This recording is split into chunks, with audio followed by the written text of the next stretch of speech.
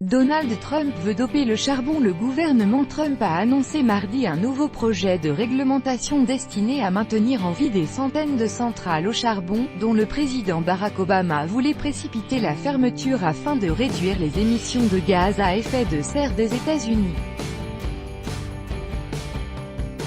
Immédiatement dénoncée par les écologistes et l'opposition démocrate, la décision vise à concrétiser l'engagement de campagne de Donald Trump d'annuler des normes environnementales de l'ère Obama jugées illégales et destructrices d'emplois, notamment dans des régions qui lui sont fidèles, comme la Virginie occidentale et le Kentucky. Nous rendons leur travail à nos super mineurs de charbon. Des gens super, on adore le beau charbon propre de Virginie occidentale, a-t-il lancé mardi soir lors d'un meeting de campagne dans cet État.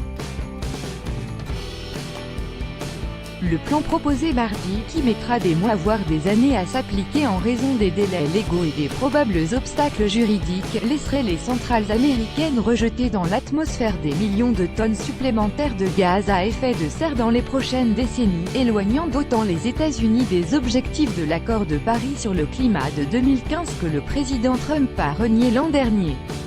Sans compter les émissions d'autres polluants de l'air comme le dioxyde de soufre ouvrant SO fermante, l'ère des obligations fédérales monolithiques et bureaucratiques est terminée, a déclaré Andrew Wheeler, patron par intérim de l'Agence de protection de l'environnement (EPA), lors d'une conférence téléphonique avec la presse. Le président américain Donald Trump avec une pancarte jouant sur le mot « dig » signifiant « creuser » et « aimer » le 3 août 2017 à Huntington, Virginie occidentale, copyright AFP, Solob, l'air sera plus sale et la santé de notre pays se détériorera, parce que le président Trump se range du côté de quelques puissants groupes d'intérêt, a déploré le chef de la minorité démocrate du Sénat, Chuck Schumer. Le plan vise à remplacer le Clean Power Plan de Barack Obama, qui aurait imposé de strictes normes anti-pollution aux centrales au charbon mais qui a été suspendu par la Cour suprême puis annulé dès l'arrivée au pouvoir du président républicain. Il décentraliserait la régulation anti-pollution au niveau des États fédérés, laissant la flexibilité au Kentucky ou à la Californie de fixer leurs propres normes aux centrales, sous prétexte de lever la bureaucratie fédérale. L'administration veut rester les bras croisés, s'est lamenté Ken Kimmel, président de l'Union of Concerned Scientists, rappelant que le PA a aussi annoncé il y a quelques mois son intention d'annuler de futures normes anti-pollution pour les véhicules charbon en déclin. Les anciens de l'administration démocrate assistent ainsi depuis 2017 à la tentative de démolition des deux grands piliers de la politique climatique de Barack Obama. Le charbon aux États-Unis. Copyright AFP, Alain Baumnel. Nous sommes le seul pays au monde à considérer le charbon comme une énergie d'avenir, a regretté Gina McCarthy, administratrice de l'EPA sous la précédente administration. Sur CNN, il dénonce une nostalgie qui, d'ailleurs, ne correspond plus à la réalité énergétique des États-Unis.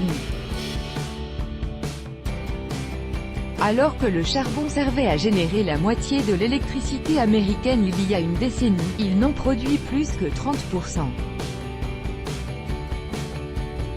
Le gaz naturel est devenu la première source d'énergie, à la faveur du boom des gaz de schiste, et l'éolien est en forte croissance.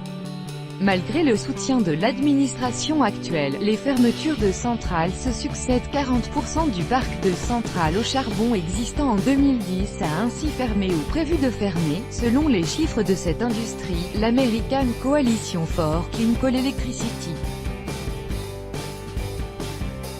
Le chef de l'EPA Andrew Wheeler a lui-même reconnu que le marché avait profondément changé depuis Barack Obama et que le gaz naturel et les énergies renouvelables allaient inexorablement continuer leur croissance. La centrale électrique au charbon de PacifiCorp, à Castle-Dale, Utah, le 9 octobre 2017. Copyright Getty Images North America, George Frey. Cela continuera même si le PA continue de cracher dans le vent, a réagi Michael Bloomberg, ancien maire de New York devenu philanthrope et activiste climatique, qui anime avec d'autres personnalités élues une coalition d'acteurs locaux, villes, États, entreprises, déterminés à réduire les émissions de gaz à effet de serre malgré le recul du gouvernement fédéral. Reste que le soutien politique continu au charbon pourrait ralentir cette transition du marché énergétique en prolongeant la vie des centrales vieillissantes. Ce qui rendra plus difficile l'objectif de réduction des émissions de gaz à effet de serre fixé par Barack Obama, qui était déjà peu ambitieux, moins 26% d'ici 2025 par rapport à 2005 par rapport à l'Europe. En 2016, les États-Unis en étaient à une réduction de 12%. Tout droit de reproduction et de représentation réservé, copyright 2018, Agence France Presse.